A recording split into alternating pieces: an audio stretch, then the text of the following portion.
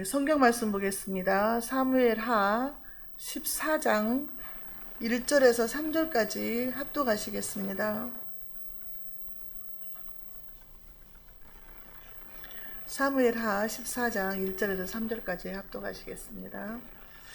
자, 같이 볼게요. 수루아의 아들 요압이 왕의 마음이 압살롬에게로 향하는 줄 알고 드고아에서 사람을 보내 거기서 지혜로운 여인 하나를 데려다가 그에게 이르되 청하건대 너는 상주가 된 것처럼 상복을 입고 기름을 바르지 말고 죽은 사람을 위하여 오래 슬퍼하는 여인같이 하고 왕께 들어가서 그에게 이러이러하게 말하라고 요압이 그의 입에 할 말을 넣어주니라. 아멘. 네, 인사하겠습니다. 옆 사람과 인사하겠습니다. 오직 예수님밖에 없습니다. 네. 올해부터 6월 1일입니다. 6개월이 5개월 후딱 갔죠. 벌써 눈 깜짝할 사이에 가버렸네요. 6월 1일은 실감이 안 나네요, 진짜. 겨울을 어떻게 보냈는지 모르게 갔어요. 이번 6개월 동안에 힘들게 우리가 살아서 빨리 봄이 왔으면 좋겠습니다. 네. 오늘 본문 말씀은 사무엘하 14장인데요. 제목은 돌아온 압살롬이에요. 우리가 지난주에 13장에서 다윗의 큰아들 암논이 그 이복 누이 동생을 범했잖아요. 그리고 엄청나게 그냥 심히 미워해가지고 쫓아냈어요.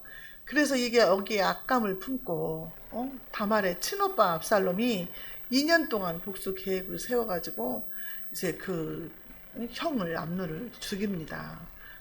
양털 깎는 그 축제 때에 초청을 해가지고 술 취하기를 기다리는, 술을 먹으면 안 돼. 취하면 안 돼. 사탄이 들어와요. 술 취하기를 기다렸다가 죽였어요. 술에 취하면 누가 들어오니까 술을 먹으면 안 된다 그 말이에요.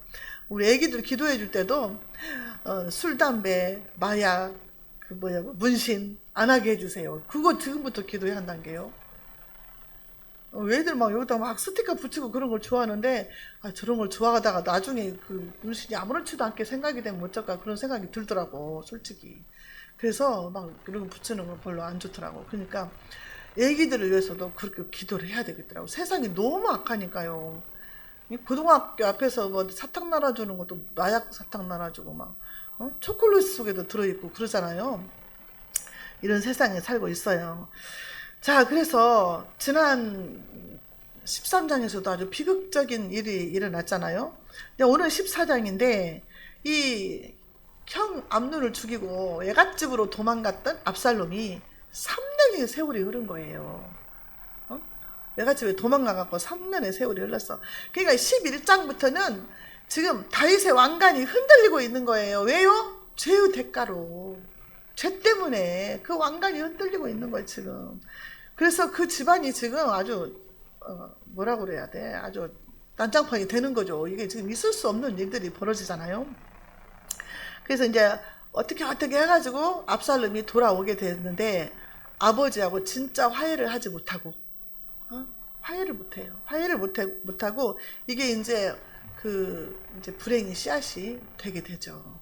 그래서 이제 오늘 본문 말씀을 통해서 저와 여러분들에게 깨닫는 은혜와 지혜가 있으시기 바랍니다. 자, 1절 볼게요. 수루아의 아들 요압이 왕의 마음이 압살롬에게 향하는 줄 알고 그랬죠. 이 요압은 군대 장군이에요. 장관. 그러니까 국방부 장관이나 마찬가지죠. 오늘날로. 이 국방부 장관이 요압 장군이 계략을 꾸며요. 다윗의 마음을 잘 관찰을 해가지고 계략을 꾸민다 그 말이에요. 그래서 왕의 마음을 읽었어요. 어떻게 읽었냐? 우리가 그 전 말씀 13장 말씀에 보면은 압살롬이 형을 죽이고 외갓집으로 도망갔잖아요. 그러니까 13장 37절에서 다윗이 압살롬으로 인해서 날마다 슬퍼했다 그랬거든요. 날마다 슬퍼해. 아들이 도망가서 왕자가, 제일 잘생긴 왕자가 이제 도망가면 사람을 죽이고. 근데 도망간 지가 3년이 됐다 그랬어요. 그래서 13장 39절에 어떻게 나왔냐? 다윗 왕의 마음이 압살롬을 향하여 간절하니 암논은 이미 죽었으므로 왕이 위로를 받았습니다. 그러니까 암논은 이미 죽었으니까 살아있는 아들 때문에 얘가 타는 거예요. 지금 어디 지금 떠돌이 신세같이 얘같이 가서 어떻게 살고 있는가 막 하면서 걱정을 하고 마음이 얘가 탄 거예요. 그러니까 이거를 이제 요압 장군이 눈치를 챈 거예요. 3년이 지났는데도 불러들이들 않으니까. 자, 2절에 두고와의 사람을 보내 거기서 지혜로운 여인 하나를 데려다가, 누가 그래요? 요압 장군이 그에게 이르되 청하건대 너는 상주가 된 것처럼 상복을 입고 기름을 바르지 말고 죽은 사람을 위하여 오래 슬퍼하는 여인같이 하고, 상당한 사람, 오래오래 슬퍼하는, 자식을 죽고 슬퍼하는 여인처럼 해라. 무스도 바르지 말고 스프레이도 뿌리지 말고 머리를 풀어 헤치고 슬픈 여인처럼 하라는 거예요. 그러면서 어떻게 해요? 3절에 왕께 들어가서, 이때는 왕한테 아무나 들어갈 수 있었나 봐요. 왕께 들어가서 그에게 이러이러하게 말하라고 요압이 그의 입에 할 말을 넣어주니라. 이제 시키는 거예요. 왕 앞에 가서 이렇게 말해라. 그리고 할 말을 가르쳐 준 거예요. 자, 요압이 이처럼 압살롬의 사면을 위해서 지금 애를 쓰고 있잖아요. 이 요압 장군은요, 자기 권력을 유지를 위해서 얼마나 수단과 방법을 가리지 않는지 몰라요. 그래서 우리가 지난번에도 배웠지만 아브넬이라는 장군도 죽이지 말라고 했는데 죽였잖아요. 자기가 1인자가 되려고 군대에서. 그래서 아브넬을 죽였어요. 그러니까 자기의 권력을 유지를 위해서 수단 방법을 가리지 않는 사람이야. 근데 이제 이 요압 장군이 볼 때에 큰아들 암논이 죽었잖아요. 근데 둘째가 있는데, 둘째가 길르압인데 그 유명한 아비가일이 낳은 아들이요. 근데 낳았다고만 나와있지 아무런 얘기가 없는 것이, 학자들은 말하기를 아마 어렸을 때 죽었을 수도 있다 이렇게 생각을 하거든요. 그 뒤로 말이 안 나오니까.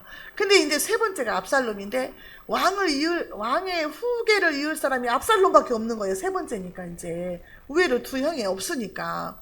자, 그래서 이 요압 장군은 압살롬이 다윗의 뒤를 이어서 왕이 되겠지, 그러면 내가 압살롬한테 잘 보여야 되겠다는 거죠. 그러니까 압살롬의 사면을 위해서 엄청 애를 쓰는 거예요. 이렇게 지금 거짓으로 계략을 꾸며가지고. 정말로 다윗을 사랑하고 충성된 마음이었다면 누굴 찾아가야 돼? 나단 선지자를 찾아갔어야지. 나단 선지자한테 가서 하나님께 기도해봐라. 언제까지 이것을 놔둘 거냐. 그렇게 말하고 하나님께 기도해서 방법을 좀 하고 응답을 받아와라. 이렇게 했을 거 아니에요. 근데 자기 생각대로 자기 계략대로 자기가 지혜롭다고 생각하는 여자를 골라온 거야. 그래가지고 그 꾀를 꾸민 거예요. 자기 지략으로 지혜롭다고 생각을 하면서. 그러면서 이제 그릇된 계략을 꾸미는 거죠. 자, 4절 5절 볼게요. 두고와 여인이 왕께 아를 때에 얼굴을 땅에 대고 엎드려 이르되 왕이여 도우소서 하니, 왕이 그에게 이르되 무슨 일이냐 하니라. 대답하되 나는 진정으로 과부니이다. 남편은 죽고. 거짓말이에요 지금 이게. 나는 과부입니다. 남편도 죽고 그냥 아들도 하나 죽었다고 말이죠. 이제 나오죠. 자, 6절에 여종에게 아들 둘이 있더니 그들이 들에서 싸우나 그들을 말리는 사람이 아무도 없으므로 한 아이가 다른 아이를 쳐 죽인지라. 거짓말로 하는 거예요 지금.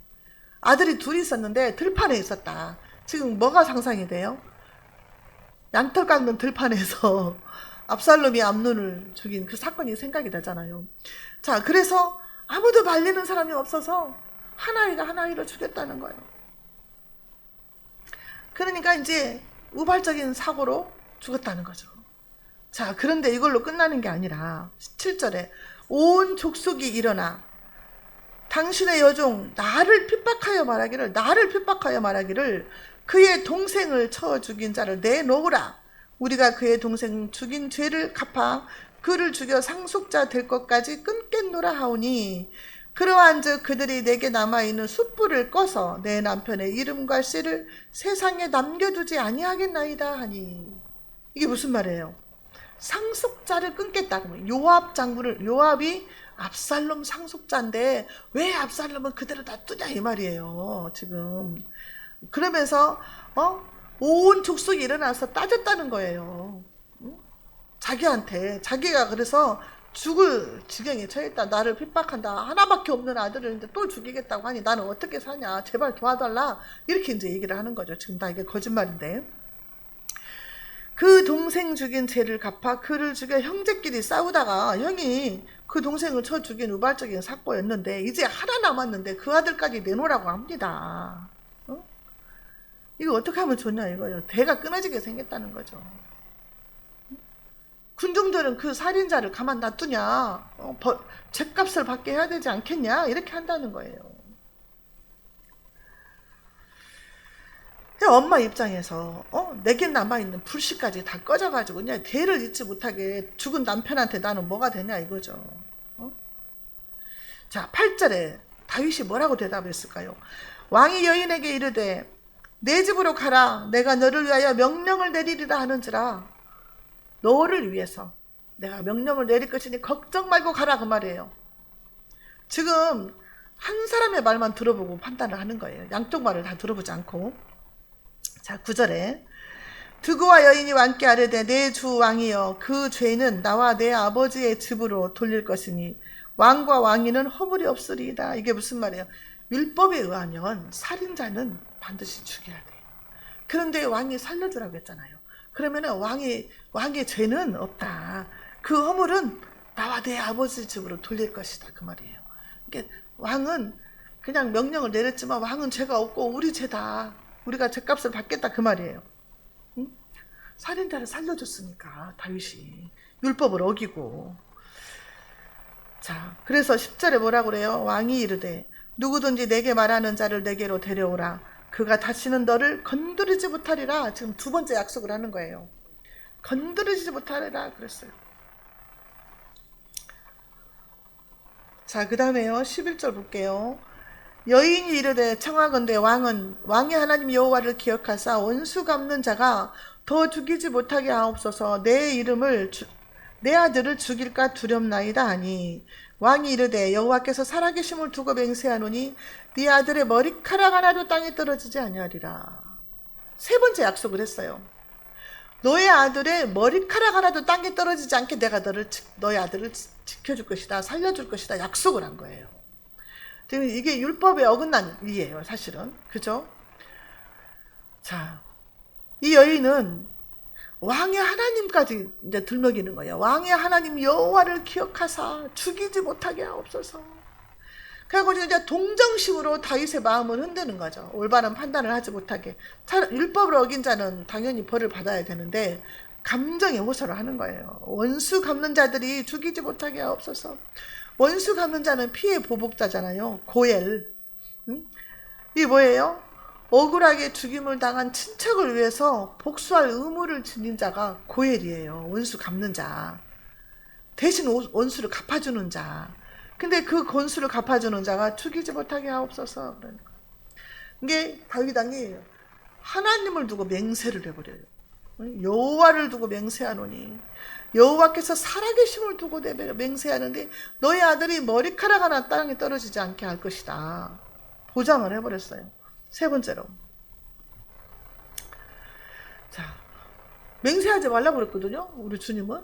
하늘로도 말고 땅으로도 말고 보좌로도 말고 맹세하지 말라고 그랬거든요. 근데 이제 맹세를 했어요.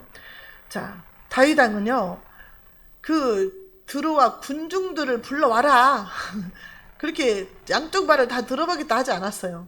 공정한 이제 재판을 한 것이 아니죠. 자, 13절에 볼게요. 아니 12절을 볼게요.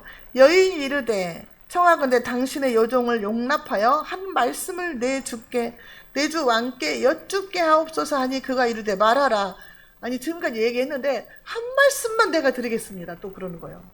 대화 중에. 간도 커 그냥. 왕 앞에 가가지고 다윗이 얼마나 많은 전쟁에서 사람을 죽였는데 무섭지도 않나 하냐. 한 말씀만 드리게 하옵소서 그러는 거예요. 이게 지금까지 이제 다윗의 맹세까지 다 얻어냈잖아요. 응? 근데 이제 진짜 베개를 말을 해야지. 진짜. 13절에 여인 이르되 그러면 어찌하여 왕께서 하나님의 백성에게 대하여 이 같은 생각을 하셨나이까? 이 말씀을 하심으로 왕께서 죄 있는 사람같이 되심은 그 내쫓긴 자를 왕께서 집으로 돌아오게 하지 아니하심입니다. 당신도 죄가 있다 그 말이에요. 당신이 율법을 어기고 얘를 살려준다고 한 것은 금방 당신이 죄를 짓는 거다 그 말이에요. 그러면서 왜 내쫓긴 아들을 돌아오게 하지 않냐. 내쫓은 게 아니거든요. 그 압살롬이 죄를 짓고 지가 스스로 도망갔잖아요. 그 내쫓긴 아들을 왜 돌아오지 않게 하냐. 응? 왕은 어찌해서 책망하는 거죠. 이게 어찌하여를 아무데나 쓰는 게 아니잖아요. 왕이 어찌하여 외국으로 도피한 압살롬을 집으로 돌아오게 하지 않으십니까? 이 말이죠. 응? 이스라엘 백성들은 압살롬을 다윗의 후계자로 생각한다 이렇게 생각을 하는 거예요. 그리고 이게 지금 그 백성들의 마음이 아니잖아요. 그게 지금 요압 장군의 말을 그 여자의 입에다 넣어줬기 때문에 시키는 대로 말을 하는 거야. 아바타같이 시키는 대로. 왕께서 죄 있는 사람같이 되었다. 부지중에 실수한 범죄자, 그런 범죄자가 됐다는 거예요. 다윗한테. 당신도 똑같은 죄인이다 그 말이에요 지금. 이치에 맞지 않는 말을 하는 거야 지금. 이랬다 저랬다. 언제는 살려달라고 해놓고 살려준다고 하니까 당신도 그러면 죄인이다 그 말이잖아요. 당신 아들을 불러들이지 않았으니까. 그래서 지금 다윗을 정죄하고 있어요. 이 여인의 말에 따르면 압살롬을 후계자로 생각을 하고 백성들이 기다리고 있는데 왜 불러들이지 않느냐 하면서 책망을 하는 거잖아요. 근데 이스라엘 백성들이 후계자로 생각하고 있다는 것을 나와 있지 않아요. 어디에. 신빙성이 없는 말이에요. 지금 요압 장군이 만들어낸 말이죠. 자, 그래서 19절에요. 다윗 왕이 눈치를 챈 거예요. 이게 요압 장군이 평상시에도 빨리 압살롬 불러들여야 하지 않겠습니까? 이렇게 말을 한 것 같아요. 왕이 이르되 19절 이 모든 일에 요압이 너와 함께 하였느냐 하니 여인이 대답하여 이르되 내 주 왕의 살아계심을 두고 맹세하옵나이다. 나니 내 주 왕의 말씀을 좌로나 우로나 옮길 자가 없으리이다. 왕의 종 요압이 내게 명령하였고 그가 이 모든 말을 왕의 여종의 입에 넣어주었사오니. 사실대로 말을 한 거예요. 요압 장군이 시켰습니다. 그렇게 말을 한 거예요. 요압한테 꼼짝을 못해요. 다윗이 언제부턴가. 네? 자기 아들을 이제 나중에 나오지만 꼼짝을 못해요. 자, 20절에 이는 왕의 종 요압이 이 일의 형편을 바꾸려 하여 이렇게 함이니이다. 내 주 왕의 지혜는 하나님의 사자의 지혜 같아서 땅에 있는 것을 다 아시나이다. 이 일의 형편을 바꾸려고 했다는 거. 요압이 왕도 아닌데 지금 올권하는 거예요. 올권. 이 일의 형편을 바꾸려고 하는, 지가 하나님의 종도 아니고 나단 선지자도 아니고 왕도 아닌데 요압 장군이 이 형편을 바꾸려고 한다는 거예요. 그러니까 어떻게든 압살롬을 자기가 데려와가지고 나중에 후계자가 되면은 자기가 득을 보겠다는 거죠. 이 속에 있는 거예요 지금. 그래서 이 여인이 이제 사실대로 말을 했잖아요. 그래서 이제 다윗이 결정이 남은 거잖아요. 다윗이. 자, 21절 볼게요. 왕이 요압에게 이르되 내가 이 일을 허락하였으니 가서 청년 압살롬을 데려오라 하니라. 요압 장군한테 가서 압살롬 데려와라 그래요. 근데 내 아들 압살롬이라고 하지 않아요. 청년 압살롬이라고 그래요. 이게 죄 지은 자이고 살인자이기 때문에 거리를 두는 것처럼 말을 하는 거예요. 이게 왜냐면은 회개를 안 했어요. 압살롬이. 이게 회개를 안 했는데 용서가 되냐 이 말이요. 회개를 해야 용서가 되지.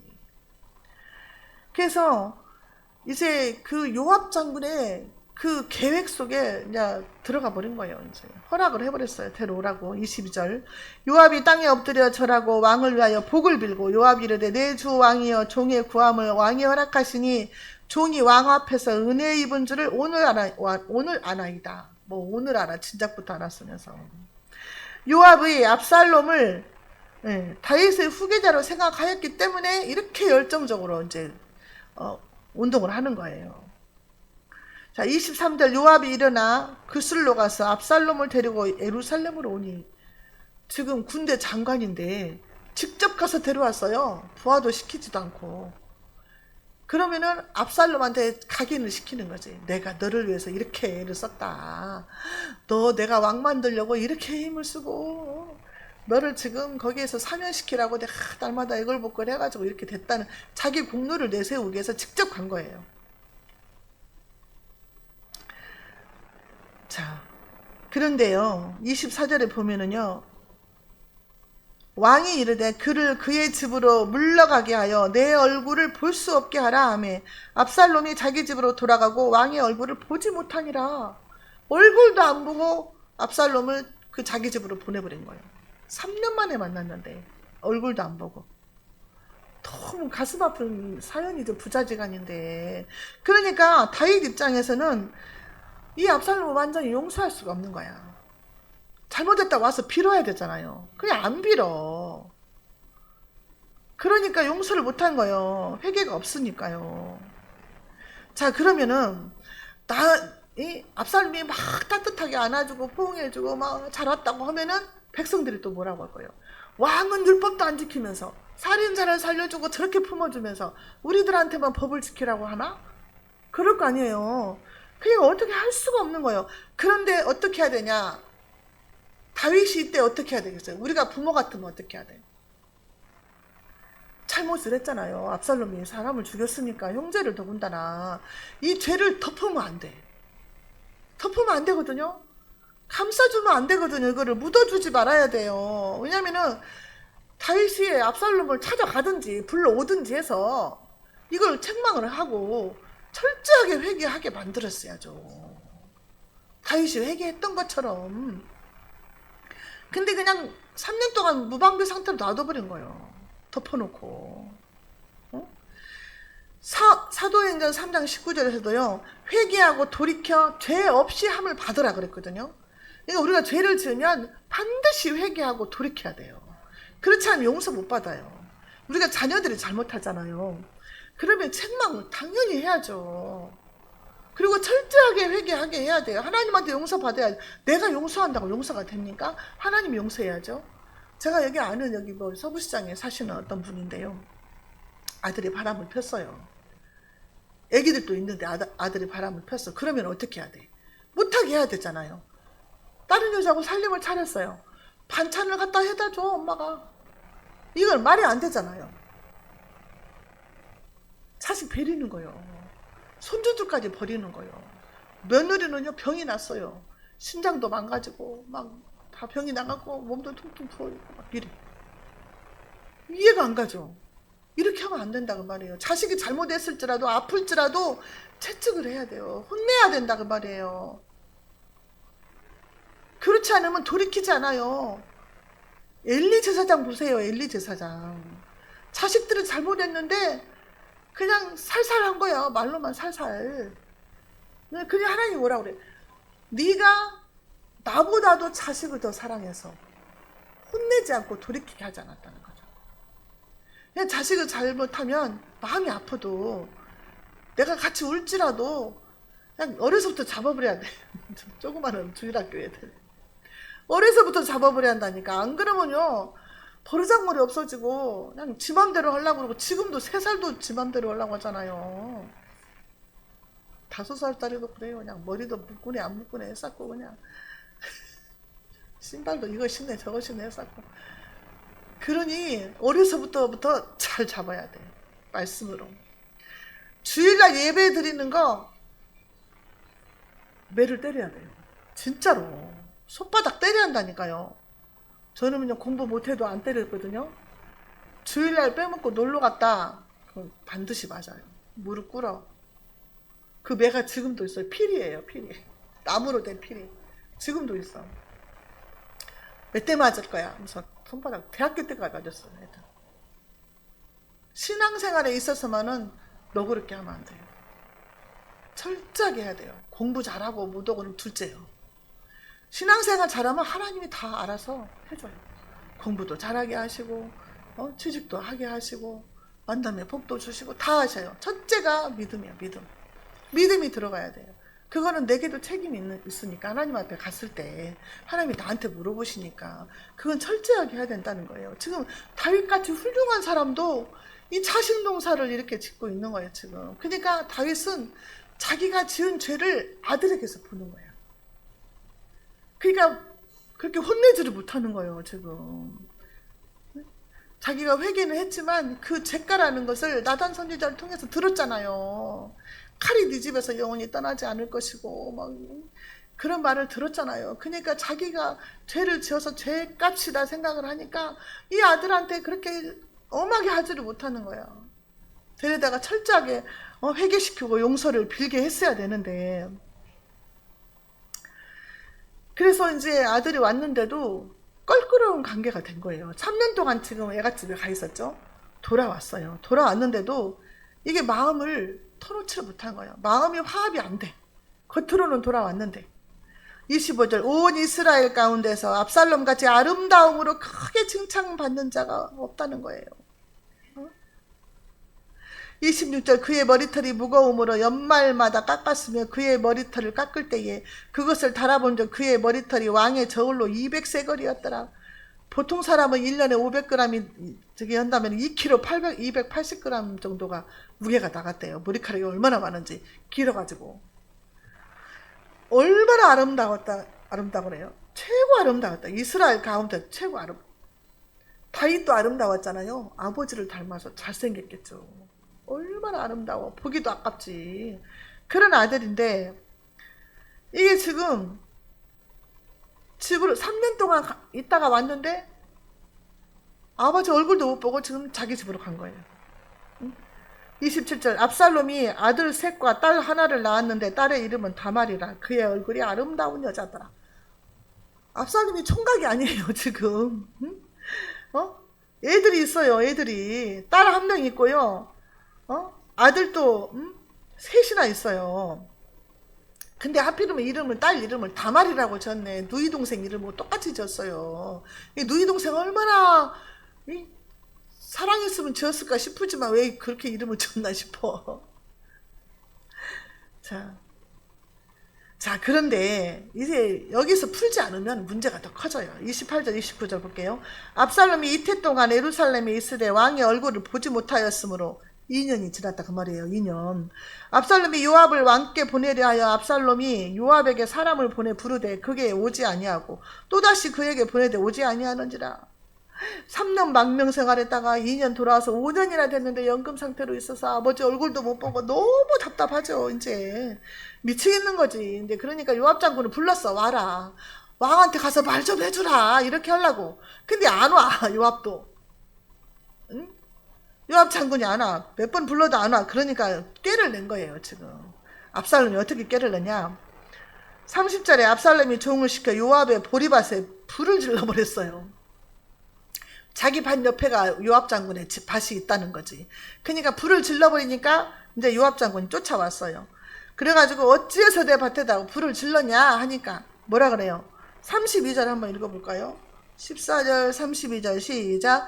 압살롬이 요압에게 대답하되 내가 일찍이 사람을 내게 보내 너를 이리로 오라고 청한 것은 내가 너를 왕께 보내 아뢰게 하기를 어찌하여 내가 그 술에서 돌아오게 되었나이까.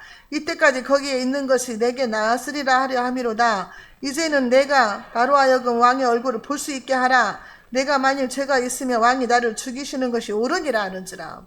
차라리 죽이라고 해라. 얼굴 안 보려면.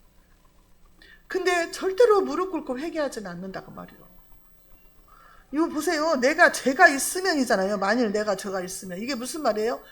나는 암논이 죽을 짓을 했기 때문에 죽였다. 지금 어제 얼마 전에도 TV에 나와서 그잖아요. 누가 그 사람 죽이고 나서 당연히 그 사람 죽여야 된다. 자기 형제인가 긴거 같더만 그때도. 이게 그 사람은 마땅히 죽어야 될 사람인데 내가 했다. 내가 무슨 죄가 있냐. 이런 식으로 나온다는 거지. 그러니까 깨닫지를 못하는 거야. 자기 죄를. 그러니까 회개를 안 하는 거예요. 내가 죄를 지었다 생각을 해야 회개를 할 거 아니에요. 회개를 안 해. 지금 아들, 딸 해가지고 네 명이나 자녀가 있으면 성인이잖아요. 성인인데 이걸 못 깨닫는 거예요. 그래서 33절에 요압이 왕께 나아가서 그에게 아뢰매 왕이 압살롬을 부르니 그가 왕께 나아가 그 앞에서 얼굴을 땅에 대어 그에게 절하매 왕이 압살롬과 입을 맞추니라. 이게 요압이 시키면 또 들어. 다윗이. 그러니까 요압 장군이 더 기세가 등등해지는 거예요, 지금. 자, 요한일서 1장 9절에요. 만일 우리가 우리 죄를 자백하면 그는 미쁘시고 의로우사 우리 죄를 사하시며 우리를 모든 불의에서 깨끗하게 하실 것이고. 우리가 인간이 죄를 지을 수 있잖아요. 약하니까 천사가 아니고 신이 아니니까 죄 짓죠. 오늘 오전에 냈지만 마음으로 맨날 죄 짓잖아요. 죄 짓는 이 더러운 죄, 악한 죄, 이런 것들을 내가 다 할마다 기도로서 하나님께 용서해달라고 보혈의 피로 씻고 기도하고 회개하고 이래서 깨끗해지고 정한 마음으로 이렇게 우리가 거룩한 마음으로 살아야 되잖아요. 자백하면 하나님이 사해 주신다고 했잖아요. 자백하면. 그러니까 우리가 무슨 일이 닥치면 항상 돌아봐야 돼. 나를. 내가 무슨 죄를 졌나? 내가 해결하지 못한 것이 뭔가? 풀리지 않는 것이 뭔가? 왜 그럴까? 원인이 뭘까? 자녀들한테도 항상 그렇게 해야 된다는 거예요. 지금 다윗이 자기의 죄값으로 인해서 지금 그 가정에 피바람이 일어나고 지금 이게 하나님을 믿는 가정인가 싶을 정도로 창피할 일이기도 하고 말도 안 되는 지금 왕인데 국민들 앞에 지금 체면도 안 서는 일이고 왕간의 왕가의 집안이 지금 무너지기 직전이잖아요. 지금 여기에서 우리가 볼 때는 배울 것은 우리 자녀들이에요. 자녀들. 우리가 자녀들한테 어떻게 해야 되는가? 내가 만약에 다윗이라면 어떻게 해야 되는가? 회초리라도 때려서 회개를 시켰어야죠. 너는 죽어 마땅한 죄다. 살인을 했으니까 너는 죽어야 된다. 그렇지만 회개하면 용서해주고 이렇게 해서 부모의 역할을 잘해야 되는 거예요. 그래야 아이들이 잘 커서 하나님의 일꾼들이 될 수 있다고 말이죠. 기도하겠습니다. 하나님 아버지 감사합니다. 오늘도 말씀을 통해서 깨닫게 해주시니 감사합니다. 날마다 부족하고 연약하여 허물과 죄가 많은 우리들을 날마다 깨닫게 하시고 주님 앞에 나아가서 용서함 받고 보혈의 피로 씻음 받아서 정한 마음으로 깨끗한 마음으로 살게 해주시고 우리의 자녀들에게도 정말 지혜와 명철 주시고 성령의 능력을 주셔서 잘 가르칠 수 있게 하시며 자녀들이 우리들을 말에 존중하고 순종하는 자녀들이 될 수 있도록 은혜를 내려 주시옵소서. 예수님의 이름으로 기도하옵나이다. 아멘.